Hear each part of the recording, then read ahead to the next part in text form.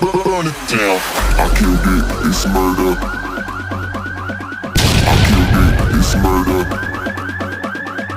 I killed it, it's murder. Hello dear students, कैसे हैं आप लोग? मैं मिस्टर एन के आर्य मैथमेटिक्स कोच और एक बार फिर चैप्टर नंबर 4 के जो आपके कुछ इम्पोर्टेंट बचे हुए क्वेश्चन थे आज उनको हम सोल्व करना सीखेंगे। बहुत इम्पोर्टेंट क्वेश्चन है, बहुत अच्छे क्वेश्चन है और बहुत ज़बरदस्त और अच्छे तरीके से इनको क्वेश्चन को हम सोल्व करेंगे। तो आज हम बात करेंगे कुछ क्वेश्चन की जो क्वेश्चन बेस्ड होंगे ट्रेन के ऊपर, यानी कि ट्रेन की स्पीड वगैरह को हम फाइंड आउट करेंगे। जहाँ पर आपको सिचुएशन गिवन होगी जब आप ट्रेन की स्पीड को इंक्रीज या डिक्रीज़ करोगे, डिस्टेंस को इंक्रीज या डिक्रीज़ करोगे। अब इन सिस्टम को जब हम चेंज करते हैं तो कंफर्म है कि टाइम के अंदर भी चेंज होगा। तो वहाँ पर जो सिचुएशन होगी उसके बेसिस पे आपको ट्रेन की स्पीड फाइंड आउट करनी होगी। तो यहाँ क्वेश्चन करेंगे, कुछ क्वेश्चन उनसे मिलते जुलते क्वेश्चन है, सेम टाइप के क्वेश्चन है, तो उनको सोल्व करना आज हम सीखेंगे। तो पहले हमने क्वेश्चन नंबर 7 तक सोल्व कर लिए थे, आज हम बात करें क्वेश्चन नंबर 8 की। ठीक है जी, एनसीईआरटी से एक्सरसाइज 4.3 जहाँ पर हम क्वेश्चन नंबर 8 की बात करेंगे। क्वेश्चन नंबर 8 की सिचुएशन क्या है, आपकी स्टेटमेंट क्या है? There is a train which cover a distance 360 kilometre. 360 kilometre की डिस्टेंस को एक ट्रेन एक यूनिफॉर्म स्पीड से कवर करती है, यानी कि उसकी स्पीड को घटाया या बढ़ाया बीच के अंदर नहीं जाता। ए और बी पॉइंट के अंदर अगर हम बात करें, यहाँ पर आपके पास 2 पॉइंट गिवन है। मान लीजिए पॉइंट ए है और ये पॉइंट क्या अपने पास है बी। इनके बीच की डिस्टेंस कितनी है? यहाँ से जिस स्पीड में चलेगी उसी स्पीड में इसको कवर अप हमें करना है। ठीक है जी। कुछ बच्चों के दिमाग में ये आएगा, सर ये लॉजिकल क्वेश्चन तो नहीं है भाई, कोई ट्रेन ए पॉइंट से एक ही दम कैसी इतनी स्पीड पकड़ सकती है? ठीक है जी। तो आपको इतना दिमाग वैसे तो लगाना नहीं है, लेकिन फिर भी अगर आप समझना चाहते हो तो मैं आपको ये बता देता हूँ कि आप ये मान लीजिए कि कोई पहले पॉइंट है एक यहाँ पर और एक पॉइंट यहाँ पर है। वो यहाँ से स्टार्ट हुआ, हमने क्या कर लिया, हमने स्टेशन ए ले लिया और एक स्टेशन बी। स्टेशन ए और स्टेशन बी के बीच में कोई और स्टेशन नहीं था और यहाँ पर आते आते उस ट्रेन की स्पीड कितनी कर दी हमने? 360। तो यहाँ से लेके यहाँ पर जो भी हमने स्पीड की और यहाँ तक हमने स्पीड को चेंज नहीं किया। ठीक है जी, यानी कि 360 किलोमीटर के बीच में उसकी स्पीड सेम रही। यानी कि क्वेश्चंस को तो आप क्वेश्चन के मेथड से उठाओगे। अगर किसी बच्चे के दिमाग में ऐसे लॉजिक आते हैं कि एकदम से 360 की डिस्टेंस पे ट्रेन रुकेगी कैसे, अगर 360 पे ब्रेक मार देंगे तो ट्रेन तो पलट जाएगी। तो इस प्रकार के इलॉजिकल क्वेश्चन आपको दिमाग के अंदर नहीं लेके आने। ठीक है जी, समझ गए मेरी बात को? तो आपको क्या करना है, 360 किलोमीटर की डिस्टेंस के बीच में स्पीड को चेंज नहीं किया गया। बात ये है कि ए पॉइंट से यहाँ पर ट्रेन गई, हमने मान लिया टाइम t1। आते वक्त या दोबारा से इसी ट्रेन को उसकी स्पीड में इंक्रीमेंट हमने कर दिया। मान लीजिए आप 60 की स्पीड से चलते हैं, अगली बार हमने 70 की कर दी, 80 की कर दी या 65 की कर दी, कम कर दी या ज़्यादा कर दी। तो अगर हम स्पीड को कम या ज़्यादा करते हैं तो स्पीड के कम या ज़्यादा होने की वजह से उसके टाइम में चेंज होगा। अगर स्पीड बढ़ाएंगे तो टाइम कम लगेगा। ठीक है जी। तो यानी कि उस टाइम पे, वापसी के टाइम पे कौन सा टाइम था, मान लिया हमने t2 है। इन दोनों टाइम के बीच में 1 आवर का डिफरेंस है, 1 घंटे का डिफरेंस है। इस सिचुएशन को लेकर के चलेंगे और ट्रेन की स्पीड फाइंड आउट करेंगे।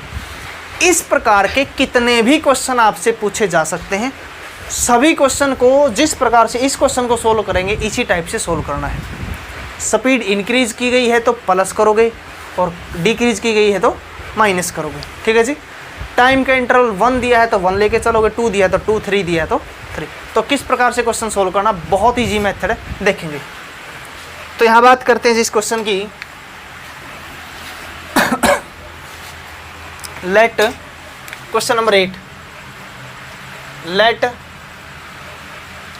स्पीड ऑफ ट्रेन क्या मान लिया हमने, x किलोमीटर पर आवर। तो क्या लिखेंगे हम, टाइम टेकन, ट्रेन के द्वारा लिया गया समय कितना भाई, t1 मान लिया। डिस्टेंस कवर, डिस्टेंस कवर कितना, 360 किलोमीटर। यहाँ पर दो सिचुएशन है कि इसी स्पीड को तय करने के लिए इतना टाइम लिया गया, दोबारा से इसी डिस्टेंस को तय करने के लिए इसकी स्पीड को चेंज कर दिया, यानी कि इसकी स्पीड हमने कितना बोल दिया 5 किलोमीटर पर आवर के हिसाब से क्या कर दिया इसने इंक्रीज कर दी। अगर स्पीड बढ़ाएंगे तो टाइम कम होगा, तो जो दूसरा टाइम आएगा और जो पहला टाइम है उनके बीच में 1 घंटे का अंतर है। ठीक है जी। तो यहाँ जिक्र किसका टाइम का, तो टाइम फाइंड आउट करेंगे। तो हम यहाँ लिखेंगे एज वी नो दैट, जैसा कि हम जानते हैं स्पीड इनटू में टाइम किसके बराबर होगा, डिस्टेंस की। तो स्पीड कितनी है x, टाइम कितना है t1 इक्वल टू डिस्टेंस कितनी है। अब जिक्र किसका टाइम का, तो t1 की वैल्यू फाइंड आउट करेंगे 360 बाई में x। कोई दिक्कत किसी को, इसको यहाँ पर निकाल करके हम क्या करेंगे एक टाइम के लिए छोड़ देंगे। अभी बात करते हैं अकॉर्डिंग टू क्वेश्चन। सो हम बात करेंगे now according to question, speed of train increase, कितनी इंक्रीज कर दी 5 kilometre per hour. Time taken क्या लिखोगे आप, टाइम t2, और डिस्टेंस अभी भी क्या है सेम है। ठीक है जी। दोबारा से लिखेंगे स्पीड इनटू में टाइम, किसके बराबर लिखोगे डिस्टेंस की। इससे इजी और शॉर्टकट और डायरेक्ट मेथड आपको नहीं मिलेगा कहीं भी। तो स्पीड कितनी थी अपनी x + 5 इंटू में टाइम कितना था इक्वल टू कितना, यहाँ से t2 की वैल्यू निकालेंगे। t2 की वैल्यू कितनी आएगी बाई में x + 5। अब next condition according to question, difference between time आप लिखोगे। तो हमारे पास टाइम पहले वाला ज़्यादा था, अब स्पीड बढ़ाई तो टाइम कम होगा। t1 - t2 कितना डिफरेंस है, इनकी वैल्यू पुट कर देंगे जी। t1 की वैल्यू कितनी है 360 बाई में x, और t2 की वैल्यू कितनी है 360 बाई में x + 5 इक्वल टू, ऊपर से क्या कॉमन आता है, यानी आगे तो इसको सोल्व करना है 1/x बाई में 1 में x + इक्वल टू 1। तो क्या बचेगा यहाँ पे 360, इसको एलसीएम लेके सोल्व करो x + 5 - x इंटू में x +, ये कैंसिल आउट होगा। 5 से मल्टीप्लाई करोगे 1800, नीचे x² + equal to 1, cross multiply करोगे x² + 5x इक्वल टू कितना बचेगा 1800। इसको इधर लेके आओगे तो माइनस का, ये बनेगा जी x² + 5x माइनस में दिस। अभी आपके पास चॉइस क्या है, अभी आपके पास चॉइस, आप यहाँ क्वाड्रेटिक फार्मूला लगा सकते हो, फैक्टर कर सकते हो, कंप्लीटिंग स्क्वायर का यूज़ कर सकते हैं, जो आपकी इच्छा है। तो अगर इसके फैक्टर करते हैं तो इसके फैक्टर बनेंगे 45 एंड 40। ठीक है जी। आगे क्या करेंगे, कॉमन लेंगे, यहाँ से क्या कॉमन आएगा x प्लस में कितना बचेगा 45। अभी इसको रिपीट करेंगे, x तो हमने यहाँ लिख दिया, कितना बच गया यहाँ पे माइनस के 40। अब क्या करते, जो सेम टर्म इनमें से एक उठाते हैं और जो बच गई वो अलग से, दोनों को अलग अलग करेंगे। x + 45 = 0, x की वैल्यू क्या आएगी, इसको कैंसिल आउट करेंगे। क्यों करेंगे, क्योंकि स्पीड है, स्पीड कभी भी क्या नहीं होती नेगेटिव।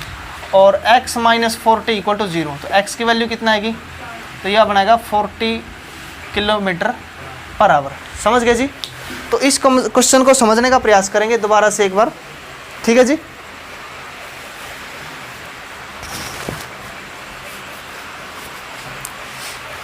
देखिए यहाँ पर जिक्र किसका था, आप उन्हीं चीज़ों को लेकर के चलोगे, आपको पहले भी सिखाया गया, बार बार हर वीडियो के अंदर ही आपको बात बोलते हैं कि मैथमेटिक्स के अंदर जिस चीज़ को आपको फाइंड आउट करना उसको आप लेट करके चलोगे। हमें इस क्वेश्चन में टाइम निकालना था या स्पीड निकालनी थी। इसने क्या पूछा था आपसे कि find the speed of train, इसलिए हमने स्पीड को x लिया, ठीक है जी। और हमने क्या किया, सारा सिस्टम स्पीड के इर्द गिर्द रखा। तो टाइम कितना ले लिया हमने t1, पहले वाला टाइम t1 और दूसरे वाला टाइम t2। स्पीड पहले x थी, दोबारा क्या बोल दी, उससे बढ़ा दी। डिस्टेंस दोनों बार क्या थी, इस फॉर्मूले का यूज़ किया, speed into time equal to distance. यहाँ से टाइम निकाला, यहाँ से टाइम निकाला, जो कंडीशन थी उसका यूज़ किया। t1 की वैल्यू रखेंगे, t2 की वैल्यू रखेंगे, एलसीएम लेके सोल्व करेंगे। सारा सिस्टम किसमें बनेगा, क्वाड्रेटिक इक्वेशन। बाद में क्या कर देंगे, इसके फैक्टर। इसके बाद क्वेश्चन नंबर 10, एनसीईआरटी के अंदर क्वेश्चन नंबर 10 और अदर मैथमेटिक्स के अंदर आपको बहुत सारे इसी प्रकार के क्वेश्चन आपको मिलेंगे। उनको कैसे सोल्व करना है, बस आपको क्या चेंज करना है, आपको चेंज करना है टाइम t1 t2 रहेगा, एक चेंज करोगे आप डिस्टेंस को, और एक स्पीड के अंदर या तो इंक्रीज मिलेगा या डिक्रीज। आपको 10th क्वेश्चन में ऐसा बोल दिया कि किसको चेंज करना है, 360 को चेंज करना है 132 में, क्योंकि इसने क्वेश्चन में क्या दे दिया, यहाँ 360 किलोमीटर था, उसमें कितना दे दिया, और x + 5 को चेंज करना है x + में 11 में। उसने क्या बोल दिया, इसके अंदर ट्रेन की स्पीड कितनी इंक्रीज करी थी, 5, उस क्वेश्चन में कितनी इंक्रीज कर दी। वहाँ पर जिक्र ये है, यहाँ पर एक ही ट्रेन का जिक्र है, वहाँ पर 2 ट्रेन दे दी, एक पैसेंजर और एक एक्सप्रेस। तो करेंगे ये वाला सिस्टम किसके लिए होगा, पैसेंजर के लिए, और ये किसके लिए होगा, एक्सप्रेस। बाकी सारी प्रोसेस इसी टाइप से आपको करनी है। जहाँ जहाँ 360 दिखे उसकी जगह क्या करना है 132, और जहाँ जहाँ पे आपको x + 5 दिखे वहाँ क्या करना है x + 11। इसी प्रकार से सोल्व करना, आंसर आपके डिफरेंट आ सकते हैं, क्योंकि वो सिचुएशन के हिसाब से क्या होगा आपके आंसर होंगे। ठीक है जी, कर लोगे, कोई दिक्कत वाली बात नहीं है, ठीक है जी। इसके बाद करते हैं 9th क्वेश्चन। वैसे तो सारे क्वेश्चन आगे आप ट्राई कर सकते हो, क्योंकि बिल्कुल सेम टाइप के क्वेश्चन है, फिर भी हम बात करेंगे 9th क्वेश्चन की आपकी। 9th क्वेश्चन में ऐसा बोल दिया कि एक टैंक है, उस टैंक को 2 टैप्स द्वारा फिल करना है कंप्लीटली वाटर से। ठीक है जी, क्या आपके पास एक बड़ी टैंक है, टंकी है, जिसके अंदर 2 टैप्स हैं।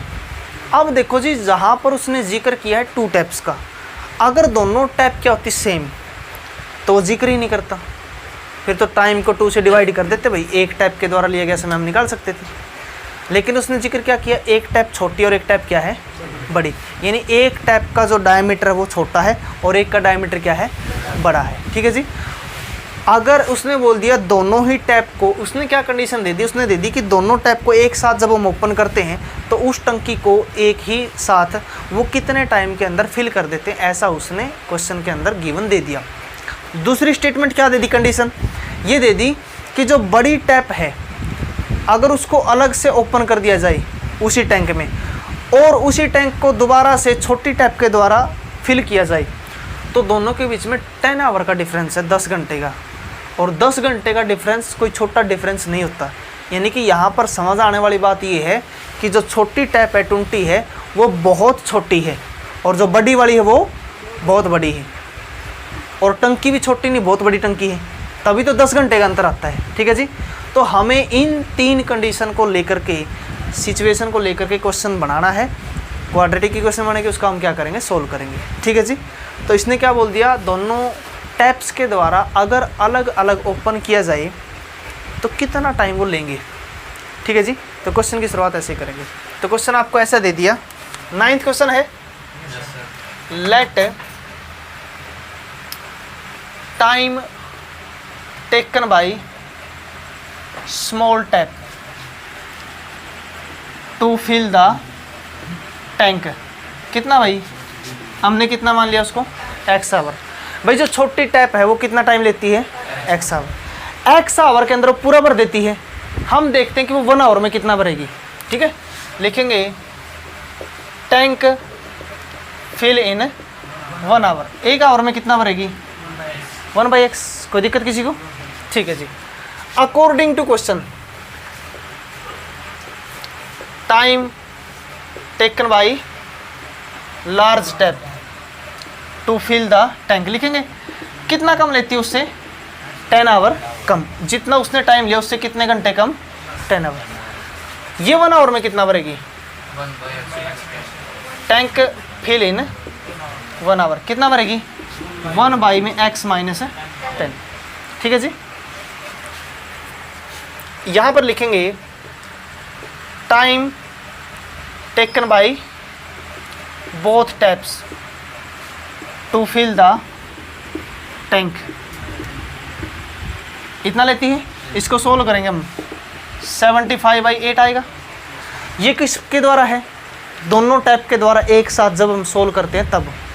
अगर दोनों ही टैप को, देखो जी हमने टाइम निकाल दिया, छोटी 20 के द्वारा 1 घंटे में इतना फिलअप होगा, बड़ी के द्वारा इतना होगा, ये टोटल का है। अगर हम निकाल लें कि दोनों ही टैप को एक साथ ओपन कर दे तो 1 घंटे में वो कितना भरेगी। अब इसका और इसका प्लस कर दे तो किसके बराबर होगा, दोनों के सेम के बराबर होगा। अब आप बताओ कि हमने क्या कर दिया, एक टैप को इसके अंदर ऑन कर दिया छोटी वाली को, इसके अंदर ऑन कर दिया हमने बड़ी वाली को, 1 घंटे के लिए इसको भर दिया, 1 घंटे के लिए इसको भर दिया। इन दोनों का जोड़ 1 घंटे का इसका, 1 घंटे का इसका, अगर यहाँ दोनों को एक साथ भर दे 1 घंटे के लिए तो इसका इक्वल होगा ये। समझ गए, सिंपल सी बात है। 1 घंटा इसको चला दिया, 1 घंटा इसको चला दिया, दोनों को जोड़ दे तो इक्वल किसके होगा, 1 घंटा, दोनों इकट्ठे चल पड़े। ये है टोटल 1 घंटे का, निकाल दे। ठीक है, लिखेंगे tank fill in 1 hour by both, दोनों के द्वारा 1 बाई में 75/8, यानी इसको चेंज करो तो कितना बनेगा 8/70। ठीक है जी। अकॉर्डिंग टू क्वेश्चन, बड़ी आसान सी कंडीशन है भाई, 1 घंटे के द्वारा स्मॉल टैप प्लस में 1 घंटे में कौन सी लार्ज टैप इक्वल टू 1 घंटे में दोनों। ठीक है भाई, ये कैसा क्वेश्चन बन गया। इस टाइप के बहुत सारे क्वेश्चन हमारे पास आ चुके हैं। थर्ड क्वेश्चन भी इसी टाइप का था।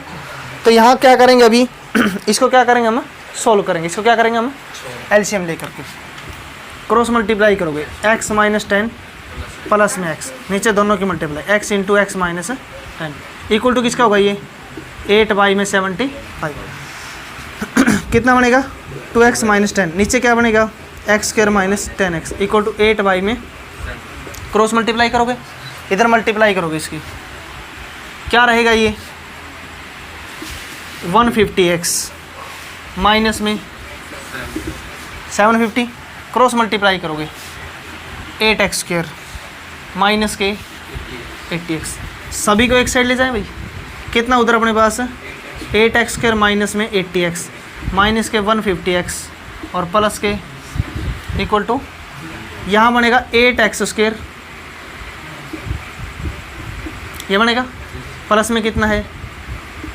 ये इक्वेशन छोटी हो सकती है, कितने से डिवाइड करोगे 2 से, डिवाइडेड बाई